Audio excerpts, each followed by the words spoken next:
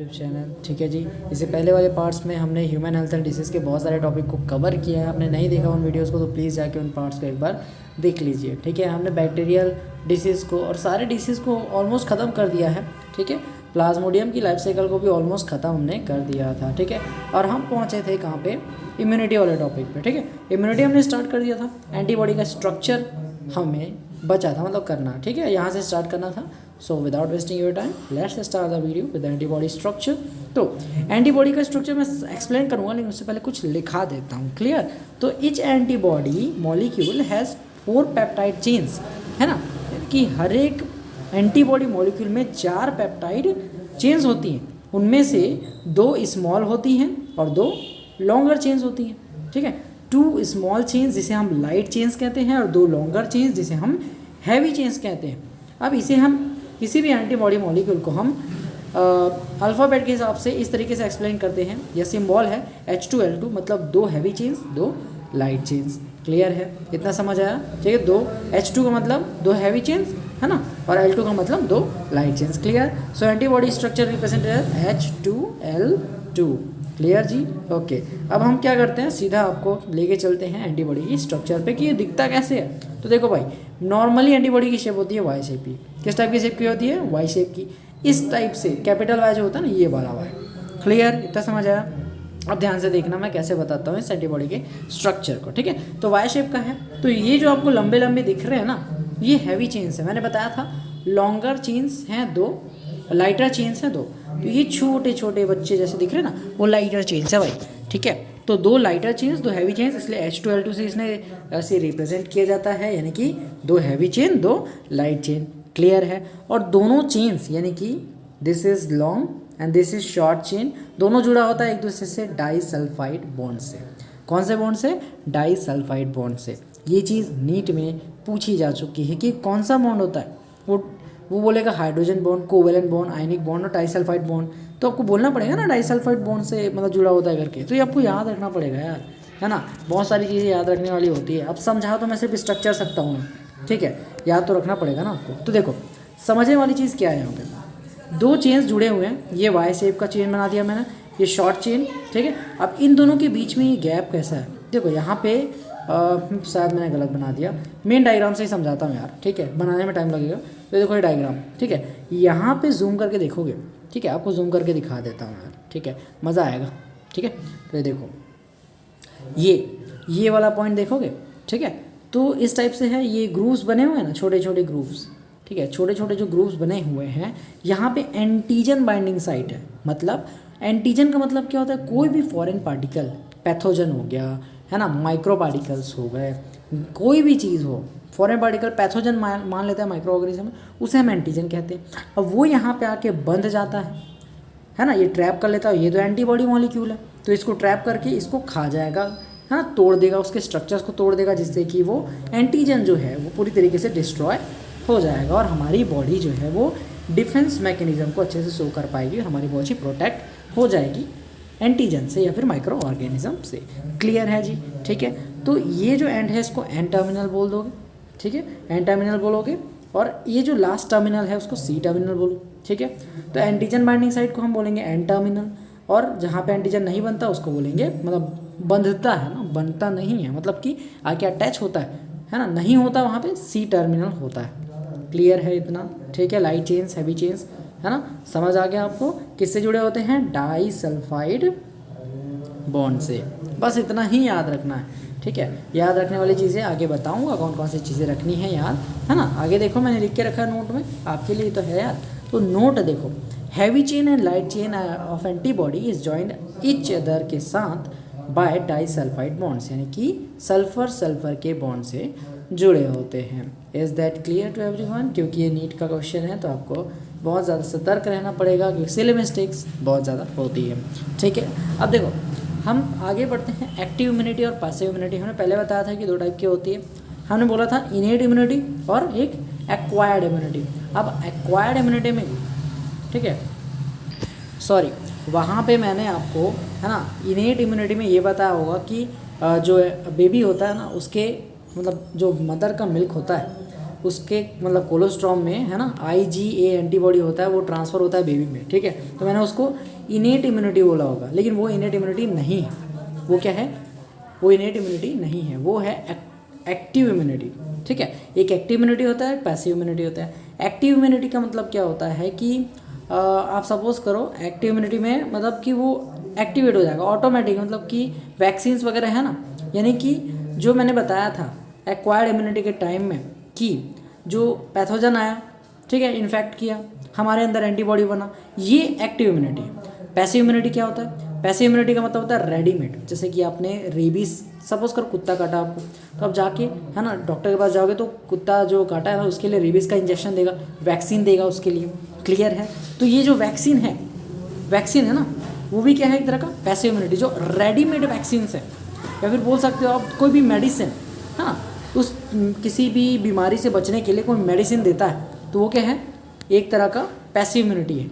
Vaccines जो हैं वो एक्टिव इम्यूनिटी में आएगा। अब बोलोगे भाई कैसे, अभी तो पागल टाइप बोल रहे थे पैसिव इम्यूनिटी में आएगा ऐसा ऐसा करके, तो ध्यान से सुनो मेरी बात। देखो वैक्सीन्स अलग से अगर टर्म है, देखो वैक्सीन्स अलग है। रेबीज़ का सपोज करो इंजेक्शन, रेबीज़ को छोड़ो यार, कोई और बीमारी होगी, सपोज करो टीटेनस का आपको मतलब खिला विला गड़ गया तो जाते हो डॉक्टर के पास, तो आपको रेडीमेड एक दवाई देता है ताकि आप टीटेनस से बच सको, ठीक है, इन्फेक्शन से बच सको। तो जो मेडिसिन दे रहा है रेडीमेड आपकी एंटीबॉडी को बूस्ट करने के लिए, इम्यूनिटी को बूस्ट करने के लिए, ये रेडीमेड एंटीबॉडीज़ जो आपको मिल रहे हैं उसी को हम पैसिव इम्यूनिटी कहेंगे। यानी कि हमें एंटीबॉडी बनाने की ज़रूरत ना पड़े, है ना, और बाहर से रेडीमेड, है ना, रेडीमेड एंटीबॉडी हमको बाहर से मिल जाए, ठीक है, तो उसी को हम पैसिव इम्यूनिटी कहेंगे, क्लियर है। और एक्टिव इम्यूनिटी क्या होगा? देखो बहुत कॉम्प्लिकेटेड है भाई, ध्यान से सुनना, है ना, अभी कंफ्यूज हो सकते हो फालतू में, इसलिए ध्यान से सुनो। देखो एक्टिव इम्यूनिटी क्या है? हमें सपोज करो कोरोना, फर्स्ट लेयर है कोरोना की, हमें इन्फेक्शन हो गया कोरोना का, ठीक है, हमारे अंदर एंटीबॉडी बन गया कोरोना से रिलेटेड। अब सेकेंड टाइम वो फिर से आ गया कोरोना, है ना, हम ठीक हो गए थे, फिर से आया तो कम असर दिखाएगा, क्योंकि हमारे अंदर कोरोना के अगेंस्ट बहुत सारे एंटीबॉडी पहले से बने हुए हैं, ठीक है। ये कैसे हुआ? एक्टिव इम्यूनिटी के कारण। द रीज़न वो बताऊंगा आपको ये पढ़ते पढ़ते समय, ठीक है। तो समझ आया? अगर कोई फॉरेन पार्टिकल या फॉरेन माइक्रो ऑर्गेनिज्म हमारे बॉडी में आए, इन्फेक्ट करे और पैथोजन के रूप में हमें इन्फेक्ट करना चाहे और हमारे बॉडी में उसके अगेंस्ट एंटीबॉडी बने, हमारे बॉडी के अंदर से खुद एंटीबॉडी बने या खुद की बॉडी हमारी एंटीबॉडी बनाती है, तो उसे हम एक्टिव इम्यूनिटी कहते हैं। और अगर रेडीमेड हमें बाहर से एंटीबॉडी मिल रहा है इंजेक्शन के रूप में, मेडिसिन के रूप में, तो वो पैसिव इम्यूनिटी है, क्लियर है। जैसे कि मदर का मिल्क में कोलेस्ट्रॉम होता है जिसमें IgA एंटीबॉडी होता है, जो हमें मतलब फीड करते समय ना बालक को मिलता है, उसके बच्चे को मिलता है, तो ये क्या है? रेडीमेड है ना, रेडीमेड एंटीबॉडी IgA एंटीबॉडी है, तो वो पैसिव इम्यूनिटी में आएगा। और यही चीज़ नीट में पूछी गई थी, इसलिए कन्फ्यूज़न बहुत ज़्यादा होता है, इसलिए पहले कन्फ्यूज़ करके आपको क्लियरिटी की तरफ मैं लेके गया, क्लियर। अब थोड़ा डेफिनेशन पढ़ लेते हैं, बातें तो बहुत ज़्यादा हो गई, ठीक है। तो देखो एक्टिव इम्यूनिटी क्या होता है? When a host is expose to an antigen which may be in the form of living organism, dead microbes और protein, other protein antibodies are produce in the host, ठीक है, होस्ट में antibody produce होता है उसके against, and this is called active immunity. और example क्या है इसका? वैक्सीन्स वगैरह है, क्लियर है, वैक्सीन्स वगैरह इसके एग्जाम्पल। अब पैसिव इम्यूनिटी देखो, पैसिव इम्यूनिटी क्या होता है? When readymade antibodies are directly given to the protect the body against the foreign agents, it's called passive immunity, clear है, ठीक है। और सेकेंड पॉइंट जो है ये देखो, सेकेंड पॉइंट इसका पहले बता देता हूँ कि इसका रिस्पॉन्स जो है बहुत फास्ट होता है, ठीक है। टीटेनस के लिए देखो, आज खिला गड़ा आपको, आज मतलब इंजेक्शन लगा के आ गया, ठुकवा के आ गया, ठीक है, तो कल तक असर दिखा देगा, क्लियर है। तो इसका जो रिस्पॉन्स है बहुत ज़्यादा फास्ट है। लेकिन अगर कोरोना आपको पहली बार हुआ था तो सेकंड टाइम हुआ तो एंटीबॉडीज़ बनने के लिए थोड़ा सा टाइम लगता है, क्योंकि हमारी खुद की बॉडी उसको बनाती है यार, मैन्युफैक्चर करती है, तो इम्यून रिस्पॉन्स में थोड़ा तो टाइम लगेगा ना। तो एक्टिव इम्यूनिटी स्लो है, पैसिव इम्यूनिटी फास्ट है, क्लियर है। इसलिए आपने देखा होगा बच्चों की इम्यूनिटी बहुत ज़्यादा स्ट्रॉन्ग होती है, क्योंकि उसमें IgA एंटीबॉडी मदर से मिला होता है ना भाई, इसीलिए तो है, समझ आया, ठीक है। अब सेकेंड पॉइंट देखो, एक्टिव इम्यूनिटी में is slow and takes time to give full effective response, ये बहुत स्लो होता है, ये फास्ट होता है, क्लियर है। इसका एग्जांपल देखो, इसका एग्जांपल क्या है? प्री फॉर्म्ड है ना, प्री फॉर्म्ड एंटीबॉडीज और antitoxin like tetanus injection, clear है? ये सारे क्या है? पैसिव इम्यूनिटी है। सेकेंड जो एग्जाम्पल है पैसिव इम्यूनिटी का वो है मदर्स मिल्क, जिसे हम कोलेस्ट्रॉम कहते हैं, जिसके जो क्या होता है इनिशियल येलोइश मदर का मिल्क होता है ना, वो होता है जिसमें IgA एंटीबॉडीज होती हैं which are transfer to the newborn baby by feeding, milk feeding से ट्रांसफ़र होते हैं। इसी को हम पैसिव इम्यूनिटी कहते हैं। क्लियर? अब देखो भाई, हमने थोड़ा वैक्सीन वगैरह के बारे में बोला था, टर्म दिया था ना आपको, तो वैक्सीनेशन के बारे में थोड़ा सा पढ़ लेते हैं। ठीक है, भेदभाव नहीं करते ना ऐसे, तो वैक्सीनेशन के बारे में पढ़ते हैं। चलो ठीक है जी। तो वैक्सीनेशन और इम्यूनाइजेशन क्या होता है? तो it is based on the memory of immune system, है ना। In vaccination a preparation of antigenic protein of pathogen or inactivated or weakened pathogen vaccine are introduced into the body, यानी कि जो पैथोजन है उसे मार कर डेड करके हमारे बॉडी में इंट्रोड्यूस करा जाएगा। हमारे बॉडी के इम्यून सिस्टम सोचेगा कि ये फॉरेन पार्टिकल्स है, माइक्रोब्स है, पैथोजन है, तो उससे अगेंस्ट हमारे बॉडी में अंदर में एंटीबॉडीज़ बनेंगे। क्लियर है? ठीक है। तो अब इसके रिलेटेड मान लो मलेरिया से रिलेटेड कोई एंटीबॉडी बन गई, ठीक है, मलेरिया का तो आया नहीं है वैसे, अब पोलियो का, ठीक है, पोलियो वायरस का हमारे बॉडी में एंटीबॉडीज़ बन गया। ठीक है, अब एंटीबॉडीज़ तो बना हुआ है, अब जब बड़े होंगे पोलियो वायरस गलती से हमारे अंदर एंटर किया तो पहले से एंटीबॉडीज़ हैं, वो लड़ेंगे और हमें पोलियो से बचाएंगे। तो ये होता है वैक्सीन का बहुत बड़ा कार्य। क्लियर है? ठीक है। Pathogens are introduce in the body, the antibodies produce in the body against the pathogen, fight करते हैं, वो neutralise the pathogenic action during the actual infection. अब एग्जाम्पल देखो, एग्जाम्पल क्या है? कोविड का vaccine, polio vaccine, etcetera vaccine होते हैं। अब बोलोगे कि भाई क्वेश्चन क्या आएगा नीट में, तो नोट लिख लो, vaccination is a type of active immunity, भूलना मत, ये क्वेश्चन आएगा। सेकेंड पॉइंट जो सबसे इंपॉर्टेंट है कि hepatitis B vaccine produce from yeast, ये नीट का क्वेश्चन है, एक्चुअल में आया है, प्रीवियस ईयर में आप चेक कर सकते हो। ठीक है, अब एलर्जीज पढ़ते हैं। ठीक है, एलर्जी भी देख ही लेते हैं, क्यों करेंगे इसके साथ भेदभाव। ठीक है, तो एलर्जी क्या होता है? The larger response of immune system to certain antigens in foreign particles present in the environment is called allergy. ठीक है, यानी कि बहुत ज़्यादा रिस्पॉन्स अगर शो कर देती है इम्यून सिस्टम किसी फॉरेन पार्टिकल्स की तरफ, है ना, एक्सेसिव इम्यूनिक रिस्पॉन्स बोलते हैं। ठीक है, उसी को हम एलर्जी कहते हैं। कई लोग को होता नहीं है कि पॉलन ग्रेन्स में एकदम छींकने लगते हैं उनके, मतलब कोई फूल सूंघा तो छींकने लगेंगे, कोई कुत्ता आसपास तो छींकने लगेंगे।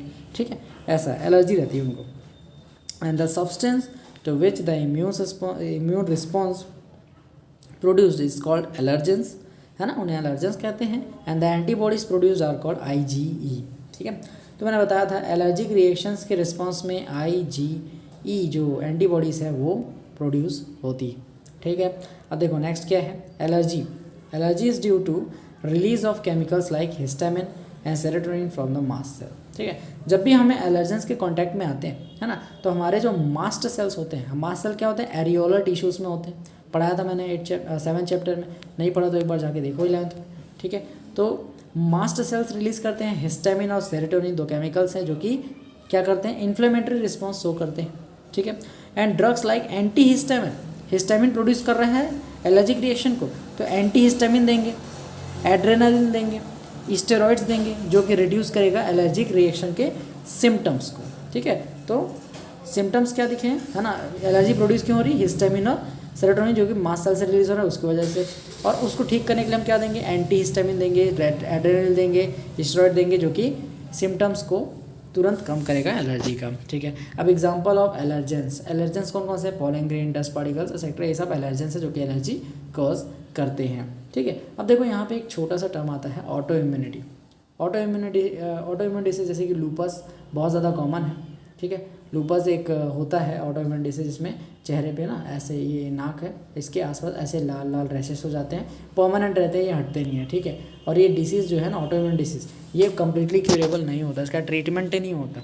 ठीक है, ये लाइफ टाइम के लिए रह जाता है कई लोगों में, कई लोग में सिर्फ क्योर होता है थोड़े टाइम के लिए, परमानेंट क्योर किसी भी ऑटो इम्यून डिसीज़ का अभी तक नहीं हुआ है। ठीक है, आयुर्वेदा में अलग बात है, लेकिन मॉडर्न में नहीं होता है। ठीक है, थोड़े टेम्परेरी बेसिस के लिए मिल जाता है। तो ऑटो इम्यून डिसीज होता क्या है, इस पर डिस्कस करते हैं, क्वेश्चन देखते हैं इसका। ठीक है, due to the genetic and other unknown reasons the body attack self cells and this result in the damage to the body and is called auto immune disease. ठीक है, तो क्या होता है, कुछ जेनेटिक डिसऑर्डर्स की वजह से हमारा जो, या कुछ और अननोन रीज़न की वजह से, है ना, हमारा जो बॉडी का खुद का सेल होता है, इम्यून सिस्टम होता है, वो खुद के सेल्स को अटैक करने लग जाता है। इसी की वजह से हमारे बॉडी में बहुत सारे डैमेज होते हैं और इसी को हम ऑटो इम्यून डैमेज या डिसीज कहते हैं। क्लियर? कौन कौन से डिसीज़ हैं? Rheumatoid arthritis, celiac disease, psoriasis, vitiligo, ये सारे क्या है? Auto immune disease. नीट में क्वेश्चन है which of the following is auto immune disease या which one of the following is not auto immune disease. तो इन सबको याद रखो, इनमें से कोई एक नहीं होगा या तो होगा, टिक करना, आगे बढ़ना। ठीक है, क्लियर है? इतना ही क्वेश्चन आ सकता है ऑटो इम्यून डिसीज से, है ना, नीट में। और इसका रीज़न क्या होता है? हेल्पर टी सेल्स जो होते हैं ना, हेल्पर टी सप्रेसर सेल्स जो है ना, वो कम हो जाते हैं, हेल्पर टी अटैकिंग सेल्स जो होते हैं वो बढ़ जाते हैं। बहुत सारे रीज़न होते हैं पर मेन रीज़न इसका यही होता है। ठीक है, अब लिम्फॉइड ऑर्गन्स को ध्यान से पढ़ते हैं और आगे बढ़ते हैं। क्लियर? अब देखो भाई, लिम्फॉइड ऑर्गन्स क्या होते हैं? ठीक है, तो this are the organs where origin and maturation proliferation of lymphocytes occur. Lymphocytes में बताया था दो टाइप के होते हैं, बी लिम्फोसाइट, टी लिम्फोसाइट। ये बोन मैरो में, ये भी बोन मैरो में, लेकिन मैच्योरेशन इसका कहाँ होता है? थायमस में। क्लियर? ये बताया था मैंने। तो ये ऑर्गन्स क्या होते हैं? लिम्फॉइड ऑर्गन्स ये ऐसे ऑर्गन होते हैं जहाँ पे, है ना, मैच्योरेशन, ओरिजिन, ग्रोथ, उनका बढ़ना, मैच्योरेशन सब कुछ होता है लिम्फोसाइट्स का यहाँ पे। यानी लिम्फोसाइट्स का घर कौन सा है? क्या है? घर, स्कूल, कॉलेज सब कौन है? लिम्फॉइड ऑर्गन्स है। क्लियर है? ठीक। The primary lymphoid organs are bone marrow and thymus. देखो, बोन मैरो और थाइमस क्यों? बोन मैरो में दोनों होता है, बी और टी लिम्फोसाइट डेवलप होता है, मैच्योरेशन थाइमस में होता है। क्लियर है? ठीक है, तो ये प्राइमरी लिम्फॉइड ऑर्गन्स है। सेकेंडरी लिम्फॉइड ऑर्गन्स जो होते हैं ना, है ना, सेकेंडरी लिम्फॉइड ऑर्गन्स वो होते हैं जो कि स्पेस प्रोवाइड करते हैं किसके लिए? इन एक्शंस के लिए, यानी कि ये अपना एक्शन परफॉर्म करें, है ना, इम्यून रिस्पॉन्स प्रोवाइड कर सके हमारे बॉडी को, उसके लिए स्पेस प्रोवाइड करते हैं, इंटरेक्शन प्रोवाइड करते हैं, इंटरेक्शन के लिए स्पेस प्रोवाइड करते हैं।